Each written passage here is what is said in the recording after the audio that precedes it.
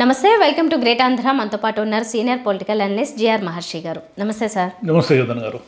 Sir, YCP Rajya Sabha 3 సీట్లలో ముగ్గురిని ఖరారు చేసి తన ముందు దూసుకుపోతోంది. ఇదివరకు చెప్పుకున్నట్లుగా అయితే చాలా కథనాలు వచ్చాయి. అంటే అసెంబ్లీలో ఎమ్మెల్యేలు కొంతమంది వైసీపీ వాళ్ళు వ్యతిరేకంగా ఉన్నారు కదా, అసమ్మతిలో అట్లా ఉన్నారు కదా, కొంచెం ఏమైనా కలిసి వస్తుందేమో, బాబు ట్రై చేస్తారు అంటే చంద్రబాబు నాయుడు గారు కూడా ట్రై చేస్తారు అనే కథనాలు వచ్చాయి. కానీ ఆయన చాలా సైలెంట్గానే ఉన్నారు, ఏం ముందుకెళ్తున్నట్టు లేదు. మరి ఎందుకు డ్రాప్ అయ్యారంటారు? అంటే ఆయన వ్యూహాత్మక మౌనం అంటారు దాన్ని. చంద్రబాబు గారు ఒక 40 ఏళ్ల రాజకీయాల్లో ఆయన తల పండిపోయాడు. ఏ చిన్న అవకాశం వచ్చినా రాజ్యసభకు అభ్యర్థిని నిలబెట్టి వైసీపీకి చావు దెబ్బ కొట్టేవాడే. కానీ గెలవకపోతే గెలిచే అవకాశం లేదు. ఎందుకు లేదంటే 44 మందిని కూడగట్టడం అంత ఈజీ కాదు. ఇక్కడ నుంచి వీళ్ళకు ఉన్నదే దగ్గర 18 మంది ఉన్నారు. వీళ్ళు కూడా చీలికలు పేలికలు ఉన్నాయి కదా. వీళ్ళందరినీ లాక్కొని పీక్కొని ఇప్పుడు వైసీపీ అసంతృప్తులు గట్టిగా 8-10 మంది కనిపిస్తున్నారు. అంటే ఇంకొక 10-20 మందిని లాగాలి గట్టిగా. ఇంతమందిని లాగడము అంటే ఏమిటి, కొనడమే కదా. రాజ్యసభకు మీరు ఓటు వేస్తే మీకు 2 కోట్లు ఇస్తాము, 3 కోట్లు ఇస్తాము అని ఏదో మభ్యపెట్టి ప్రలోభపెట్టి ఇటువైపు నుంచి లాగి రాజ్యసభ తెలుగుదేశం అభ్యర్థిని గలంక గెలిపించుకోగలిగితే ఒక మిరకల్. అంటే వైసీపీ కుప్ప కూలిపోతూ ఉంది అని తెలియకుండానే సంకేతం ఇచ్చినట్టు. కానీ చంద్రబాబుకి ఆ అస్త్రం ప్రయోగిస్తే విఫలమైతే ఏమిటి అని భయం పట్టుకుంది. అస్త్రం కరెక్ట్గా వర్కౌట్ అయిందనుకోండి, మొన్నటి ఎమ్మెల్సీలో గెలిచినట్టుగా గెలిస్తే వైసీపీ పని అయిపోయింది, వైసీపీకి అసంతృప్తి మొదలైంది, వైసీపీ పట్ల నిరసన మొదలైంది అని వీళ్ళు రేపొద్దున ఎన్నికలకి వెళ్ళడానికి చాలా సులువైన ఆయుధం దొరుకుతుంది. కానీ ఓడిపోతే ఏం జరుగుతుందంటే, చంద్రబాబు నాయుడు గారు తన పాత పద్ధతిలోనే ప్రలోభపెట్టి ఓటర్లను కొని, అంటే ఓట్లేసి ఎమ్మెల్యేలని ఇవన్నీ చేసి ఎన్ని తర్జనలు పడి ఎంత వ్యాపారం చేసినా మేమే గెలిచాం చూశారా అనేది నైతికంగా చంద్రబాబుకి ఓటమవుతుంది. ఇది రేపటి ఎన్నికల్లో దీని ప్రభావం కనిపిస్తుంది. జగన్ గారికి ఒక ఆయుధాన్ని ఇచ్చినట్టు ఉంటుంది. జగన్ ఏమంటారు, చూశారా గతంలో మా పార్టీని చీల్చి ఎమ్మెల్యేలని కొనుక్కొని మంత్రి పదవులు ఇచ్చారు, జనం మళ్ళీ బుద్ధి చెప్పారు, మమ్మల్ని గెలిపించారు. ఈసారి కూడా మా ఎమ్మెల్యేలు ఇంతమందిని వీళ్ళు కొనుక్కొని రాజ్యసభకి ప్రయత్నం చేసినప్పటికీ చిచ్చుగా ఓడిపోయారు. ఓడిపోవడం అంటే ఏమిటి, చంద్రబాబు ఏమీ మారడు, ఆయన ఊరికే మాటలు చెప్తాడు. ఇప్పుడు మీకు చంద్రబాబు కావాలా, నేను కావాలా అనే ఆయుధం తీసుకొని వస్తాడు ఆయన రేపు ఎన్నికలకి. కాబట్టి ఈ ప్రమాదాలన్నీ గుర్తించి చంద్రబాబు ఏం చేశారంటే, అనువుగాని చోట అధికులమన రాదు అనేది ఉందే, ఆయన ముందు నుంచి అది ఫాలో అవుతారు. మీకు ఒకసారి ఆయన రాజకీయ జీవితాన్ని 1976-77 నుంచి మనం ఒకసారి తీస్తే, ఆయన పొలిటికల్ ఎంట్రీ ఎక్కడి నుంచి జరిగిందంటే చంద్రగిరి నియోజకవర్గంలో ఎమ్మెల్యేగా నిలబడడంతో జరిగింది ఆయనది. ఆ రోజుల్లో ఇందిరా కాంగ్రెస్ 2గా చీలిపోయి ఇందిరా కాంగ్రెస్, ఈయన బ్రహ్మానంద రెడ్డి కాంగ్రెస్గా ఉండడంతో ఇందిరాగాంధీకి మన రాష్ట్రంలో ఆంధ్రప్రదేశ్లో విపరీతమైన ప్రజాదరణ ఉండడంతో ఈయన ఈజీగా గెలిచిపోయాడు. గెలిచిపోయిన తర్వాత ఈయన ఏం చేశాడు, మినిస్టర్ కూడా అయ్యాడు. కానీ ఒకసారి చిత్తూరు జిల్లా రాజకీయాలు మనం గమనిస్తే క్యాంపు రాజకీయాలు పెట్టడంలో ఈయన మించినోడు లేడు. మొదట నేర్పించిందే ఈయన. మనకి ఇప్పుడు అది ఎక్కడ చూసినా క్యాంపు రాజకీయాలు, రిసార్ట్స్లో ఎమ్మెల్యేలని దాచిపెట్టడము ఇవన్నీ వింటూ ఉంటామే. మహారాష్ట్ర, గోవా, మన ఈ మధ్య జరిగిన చాలా రాష్ట్రాల్లో ఇదన్నిటికీ కూడా మన ఆంధ్రప్రదేశ్లో అట్లాంటి ఒరవడి దిద్దింది ఈయనే. ఇంతకుముందు ఎవరైనా చేశారు లేదో తెలియదు, కానీ జెడ్పీ ఎన్నికలు వచ్చినప్పుడు ఈయన క్యాంపులు, అంటే అధిష్టానము ఎవరైతే అభ్యర్థిని పెట్టారో ఆ అభ్యర్థిని వ్యతిరేకిస్తూ పోటీ అభ్యర్థిని పెట్టి గెలిపించుకున్నారు. కాబట్టి ఈ క్యాంపు రాజకీయం అనేది, అంటే ఏదైనా ఒక అభ్యర్థి, అంటే మనకు అక్కడ బలము లేకపోయినా మనం ఎలా గెలవాలి వ్యూహాత్మకంగా అనేది ఆయనకి రాజకీయాలు మొదలుపెట్టినప్పుడు తెలుసు.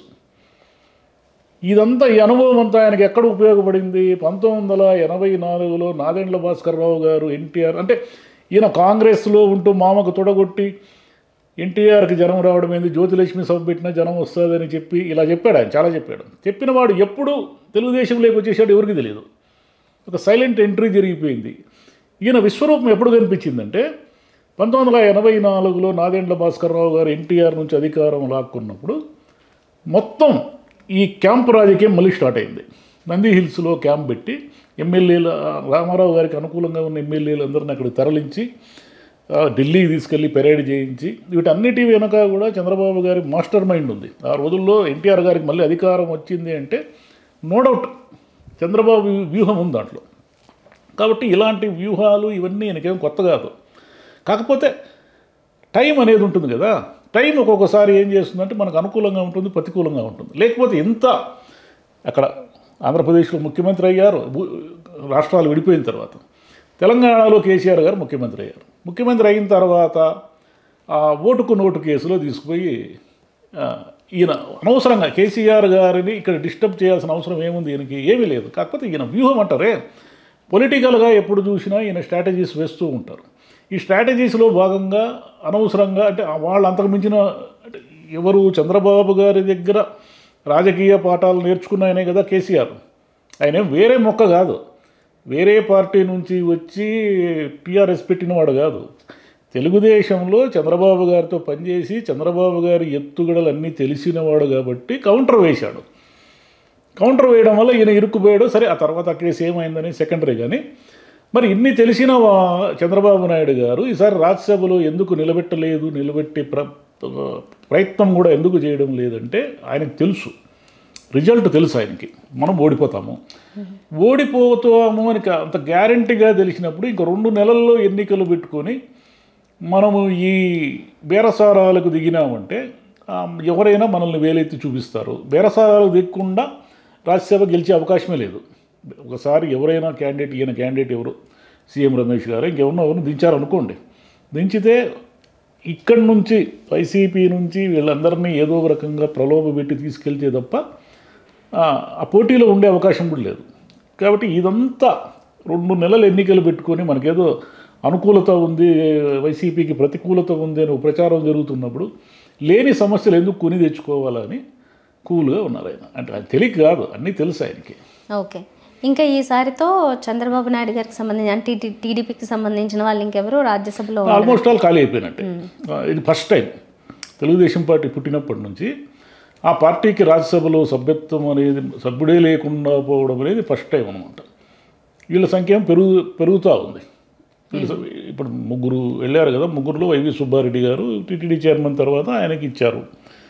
తర్వాత గొల్లబాబురావు గారు, తర్వాత మేడా రఘునాథ్ రెడ్డి గారని, మేడా మల్లికార్జున రెడ్డి గారు ఆయనకు టికెట్ కాకుండా ఇప్పుడు అమర్నాథ్ రెడ్డికి అక్కడ రాజంపేటలో టికెట్ ఇస్తారు కాబట్టి ఈ కాంపెన్సేషన్లో భాగంగా రఘునాథ్ రెడ్డి గారికి ఇచ్చారు. నిజానికి ఆయన ఏం పొలిటికల్ ఇదేమీ కాదు, రాజకీయాల్లో పెద్దగా యాక్టివ్గా కనిపించే మనిషి, తిరిగే మనిషి కూడా కాదు.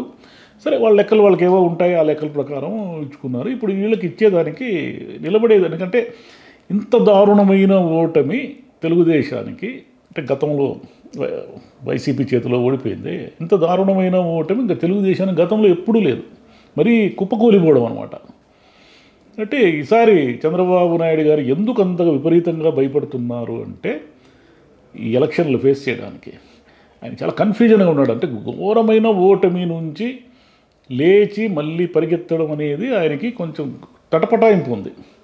తటపటాయింపు ఉండడానికి కారణం ఏమిటంటే ఆయన అనుకోకుండా తనను ఎవరు ఏమీ చేయలేరనే ధీమాతో, పూర్తి ఆత్మవిశ్వాసంతో ఉండి నన్ను ఎవరు ఏం చేయలేరు, ఇన్ని కేసులు పెట్టారు, అవి పెట్టారు, ఇవి పెట్టారు అని ఏదేదో చెప్తూ ఉన్నాడు. హఠాత్తుగా జైలుకి వెళ్ళాల్సి వచ్చింది. ఒక 4 రోజుల పాటు జైలుకి మోర్ దాన్ 1 మంత్ వెళ్ళేసరికి ఆయన కొంచెం మోరల్ కాన్ఫిడెన్స్ లెవెల్స్ తగ్గాయి. అది తెలుస్తూ ఉంది మనకు. కొంచెం సభల్లో కూడా ఆయన తడబడుతూ ఉంటాడు. అంటే ఒకటి వయసు కావచ్చు, 2 ఒక్కసారి నన్ను కూడా జైలుకి పంపించారే అనేది కొంత ఆయన కాన్ఫిడెన్స్ లెవెల్స్ని డౌన్ చేసింది.